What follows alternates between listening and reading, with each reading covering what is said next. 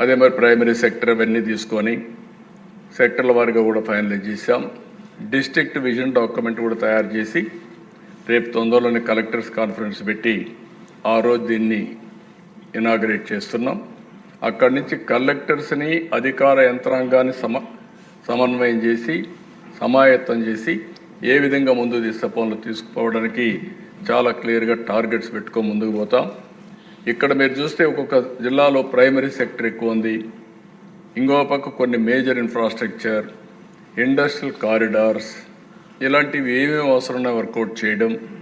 ఏది చేసినా ఆ జిల్లా ఆర్థిక పరిస్థితులు ఈరోజు ఎక్కడున్నాం, ఏ విధంగా వారికి కొన్ని జిల్లాల్లో చాలా వరకు మీరు ఒకసారి చూస్తే పర్ క్యాపిటా ఇన్కమ్ కానీ జిఎస్టిపి కానీ చాలా తక్కువ గ్రోత్ ఉండే జిల్లాలు ఉన్నాయి. ఇంకొక పక్కన మారిన ఆర్థిక పరిస్థితులకు అనుగుణంగా మీరు చూస్తే రాయలసీమలో నీళ్లు వచ్చిన తర్వాత ఒకప్పుడు రాళ్లసీమని ఎడారిగా మారిపోతుంది అనుకున్నారు. ఈరోజు నేను గర్వంగా చెప్పగలుగుతున్నా రాయలసీమ రతనాలసీమగా తయారవుతుందని అనుమానమే అవసరం లేని అలాంటి పరిస్థితికి వచ్చాం. హార్టికల్చర్ హబ్గా తయారవుతా ఉంది. ఇంకో పక్కన పవర్ మొత్తం జనరేట్ చేయాలంటే సోలార్ వచ్చిన తర్వాత రాయలసీమ సోలార్, విండ్, పంప్డ్ ఎనర్జీకి కేంద్ర బిందువుగా తయారయ్యే పరిస్థితి వస్తుంది. ఇవన్నీ గేమ్ చేంజర్. ఆ విజన్ మనం ఇవ్వగలిగితే, అవన్నీ అమలు చేయగలిగితే మనం ఎక్కడికో నేనే చూశాను. ఒకప్పుడు అనంతపూర్ కరువు జిల్లా, నేను సమైక్య ఆంధ్రప్రదేశ్ చూసేవాడిని. నాకు 2 జిల్లాలు ఎప్పుడూ ఒక సవాళ్ళుగా ఉండేటివి.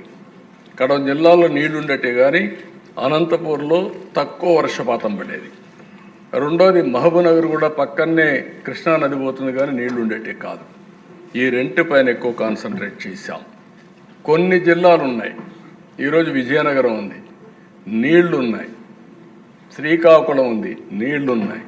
ఆదిలాబాద్ ఉండేది, నీళ్లు ఉండేటివి కానీ అభివృద్ధి తక్కువ ఉండేది. అక్కడ చైతన్యం కారణం. అలాంటి అనంతపూర్ జిల్లా ఈరోజు ఆర్థిక వ్యవస్థలో మీరు చూస్తే 26 జిల్లాలో 5వ స్థానానికి వచ్చామంటే రేపు ఎల్లుండి ఫస్ట్ స్థానానికి వచ్చిన ఆశ్చర్యం లేదు. ఏదైతే అగ్రస్థానంలో ఉండే ఈస్ట్ గోదావరి, వెస్ట్ గోదావరి ఇలాంటి జిల్లాలు ఒకప్పుడు దేశానికి అన్నదాతగా పేరుగాంచినటువంటి అన్నపూర్ణగా ఉన్నటువంటి ప్రాంతాలు కూడా ప్యాడీ పైన ఆధారపడే కొద్దిగా ఆదాయం తగ్గే పరిస్థితి వస్తూ ఉంది. ప్రత్యామ్నాయాల ద్వారా ఏ విధంగా ముందుకు పోవాలో మనం వర్కౌట్ చేయాల్సిన అవసరం ఉందని చెప్పడానికి మీకు తెలియజేస్తున్నా. నెక్స్ట్, ఇక్కడ కాన్స్టిట్యున్సీ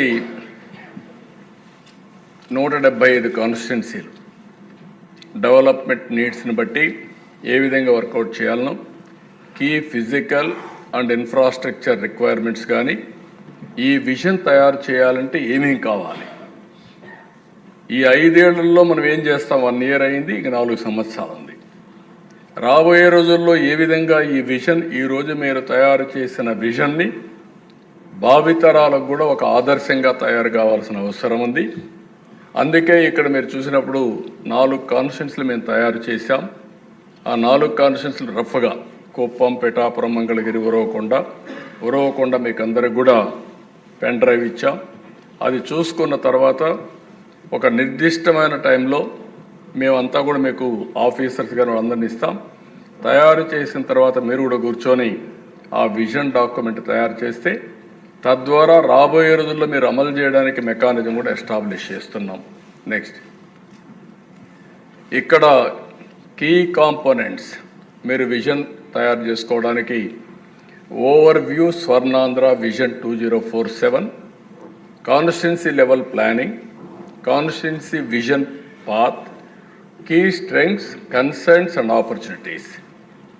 ఒక కాన్స్టిట్యున్సీలో హార్టికల్చర్ ఉంటుంది, ఒక కాన్స్టిట్యున్సీలో అక్వాకల్చర్ ఉంటుంది, ఒక కాన్స్టిట్యున్సీలో ప్యాడీనే ఉంటుంది. ఏ విధంగా మనం చేయగలుగుతాం అగ్రికల్చర్ వరకు. కొన్ని కాన్స్టిట్యున్సీ ప్రెడామినెంట్గా అర్బన్ ఏరియాస్ ఉంటాయి, కొన్ని కాన్స్టిట్యున్సీ ప్రెడామినెంట్గా రూరల్ ఏరియా ఉంటుంది. అర్బన్ ఏరియా ఉండే కాన్స్టిట్యున్సీలో ఎకనామిక్ గ్రోత్ బెటర్గా ఉంటుంది. రూరల్ ఏరియాలో కొంత ఇది ఉంటుంది, ఎందుకంటే సర్వీస్ సెక్టర్ తక్కువ ఉంటుంది, లేకుంటే ఇండస్ట్రీ తక్కువ ఉంటుంది, ఇలాంటివి ఉంటాయి. అవన్నీ కూడా మీరు ప్లాన్ చేసుకోవాల్సిన అవసరం ఉంది. ఇంకో పక్క ఎకనామిక్ విజన్ ప్లాన్ 2047 కాన్స్టిట్యున్సీ తయారు చేయడం, development vision plan, implementation road map 24